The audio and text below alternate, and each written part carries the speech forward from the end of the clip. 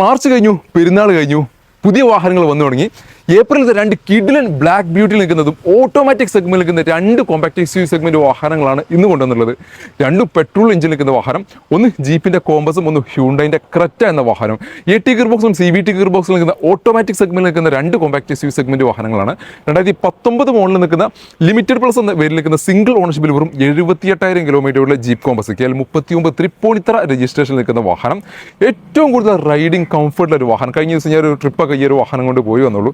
Limited plus ആയതുകൊണ്ട് എല്ലാ features കാര്യങ്ങളെല്ലാം നിൽക്കുന്നു. പ്രൊജക്ട് ഹെഡ് ലാമ്പ് വന്നിട്ടുണ്ട്, അലോയ് വീൽസ് വന്നിട്ടുണ്ട്, മിറർ ഇൻഡിക്കേറ്റർ, മിറർ ഫോൾഡിങ്. ഇതിന് ഇന്റീരിയറാണ് ഏറ്റവും വലിയൊരു ഫീൽ. നമുക്ക് ആ ഇന്റീരിയർ ഭാഗത്തേക്ക് നിൽക്കുമ്പോൾ ഒരു ക്ലാസ് ഫീൽ ലഭിക്കുന്ന രീതിയിലാണ് ഈ ഒരു വാഹനത്തിന്റെ ഇന്റീരിയർ ഡിസൈൻ ചെയ്തിട്ടുള്ളത് ജീപ്പ് കോമ്പസ്. നമ്മൾ ഇന്റീരിയർ ഭാഗത്തേക്ക് കയറുകയാണെന്നുണ്ടെങ്കിൽ ആ ഒരു സീറ്റിന്റെ ആ ഒരു ക്വാളിറ്റി, ആ ഒരു ലെതറിന്റെ ആ ഒരു സ്റ്റിച്ചിങ്, അതേപോലെ ആ ഒരു ക്വാളിറ്റി നമുക്ക് നോക്കി ഒരു പ്രീമിയം ഫീൽ. മാത്രമല്ല ഇലക്ട്രോണിക് സീറ്റ് അഡ്ജസ്റ്റ്മെന്റ്, അതിന്റെ മെമ്മറി ഫംഗ്ഷൻസ് വരുന്നു.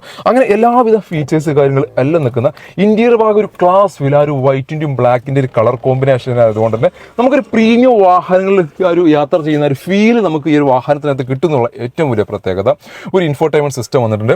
അതേപോലെ steering controls, ABS, air bag തുടങ്ങിയുള്ള എല്ലാവിധ ഫീച്ചേഴ്സ് കാര്യങ്ങളെല്ലാം നിൽക്കുന്നു. ഈ ഒരു വാഹനത്തിന്റെ ഒരു ഹൈലൈറ്റ് ചെയ്തുള്ള ഒരു ഫീച്ചർ ഞാൻ കാണിച്ചു തരാം. എനിക്ക് ഈ ഒരു വാഹനം ഞാൻ റൈഡ് ചെയ്യുന്ന സമയത്ത് എനിക്ക് നെഗറ്റീവായിട്ട് തോന്നിയൊരു കാര്യം ഉണ്ടായിരുന്നു. എന്താ വെച്ചാൽ ഇതിന്റെ സൗണ്ട് വോളിയം, അതായത് സ്റ്റീരിയോയുടെ വോളിയം കൂട്ടാനൊന്നും അതിനകത്ത് ഒരു ബട്ടണോ കാര്യങ്ങളൊന്നും സ്റ്റെയറിംഗിന്റെ ഭാഗങ്ങളൊന്നും എവിടെയും കാണാനില്ല. നമുക്ക് ട്രാക്ക് മാറ്റാൻ വഴിയില്ല. കാരണം നമുക്കൊരു വാഹനം ഡ്രൈവ് ചെയ്യുന്ന സമയത്ത് ഓട്ടോമാറ്റിക്കലി നമുക്ക് ഫ്രണ്ടിലേക്കാണ് നോക്കുന്നത് വെച്ചാൽ നമുക്കിങ്ങനെ സാധാരണ ഇതിൽ നമുക്ക് ട്രാക്ക് മാറ്റാനൊക്കെ ഇവിടെ സ്വിച്ചസ് സാധാരണ ഇതിൽ വാഹനങ്ങൾക്ക് കാണാറുണ്ട്. പക്ഷേ ഈ ഒരു വാഹനത്തിന് എവിടെയും നമുക്കൊരു വോളിയം അപ്പ് ചെയ്യണമെന്നുണ്ടെങ്കിൽ കൈ ഇങ്ങോട്ട് കൊണ്ടുപോയിട്ട് നമുക്ക് വോളിയം അപ്പ് ചെയ്യണം, അല്ലെങ്കിൽ ട്രാക്ക് മാറ്റണമെന്നുണ്ടെങ്കിൽ ഇവിടെ ഇൻഫോർടൈൻമെന്റ് സിസ്റ്റത്തിന് ടച്ച് ചെയ്യണം. അപ്പോൾ നമ്മുടെ ശ്രദ്ധ ഇതിനകത്തേക്ക് പോകാനുള്ള ചാൻസ് കൂടുതലാണ്. അപ്പോൾ ഞാനിതൊരു പോരായ്മയായിട്ട് ഇങ്ങനെ എൻ്റെ മനസ്സിൽ കൊണ്ടുവരുന്നപ്പോഴാണ് പെട്ടെന്ന് ഇത് താഴെ ഭാഗത്തിന് ഇങ്ങനെ തപ്പി നോക്കും. ഒരു സ്വിച്ചിൻ്റെ ഒരു ഫീൽ, ഇവിടെ ഒരു സ്വിച്ച് ഉള്ള പോലെ എനിക്ക് തോന്നി. അപ്പോൾ എനിക്ക് പെട്ടെന്ന് ഓട്ടോമാറ്റിക് വാഹനം എന്നൊരു പാഡൽ ഷിഫ്റ്റിംഗ് ആണ് തോന്നി.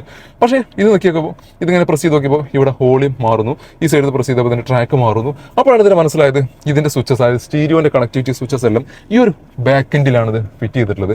പലർക്കും ചിലപ്പോൾ അറിയാത്തൊരു കാര്യമായിരിക്കും. എനിക്കൊരു പുതിയൊരു അറിയുന്നവരുണ്ടാവും. മ്യൂട്ട് ചെയ്യാനുള്ള ഓപ്ഷൻ്റെ, അതേപോലെ ട്രാക്ക് മാറ്റാനും വോളിയം കൂട്ടാനൊക്കെ സ്വിച്ചസ് ഇവിടെ ഉണ്ട്. അപ്പോൾ നമുക്കിങ്ങനെ ഈസി ആയിട്ട് നമുക്കൊരു ഹൈഡിങ് രീതിയിൽ നമുക്ക് എന്ത് ചെയ്യാൻ പറ്റും, ഇതിൻ്റെ ട്രാക്കിംഗ് കാര്യം, സൗണ്ട്, വോളിയം കാര്യങ്ങളെല്ലാം അഡ്ജസ്റ്റ് ചെയ്യാം. എനിവേ ഏറ്റവും ഒരു പനോരമിക് സൺറൂഫ് ഈ ഒരു വാഹനത്തിനകത്ത് വന്നിട്ടുണ്ട്.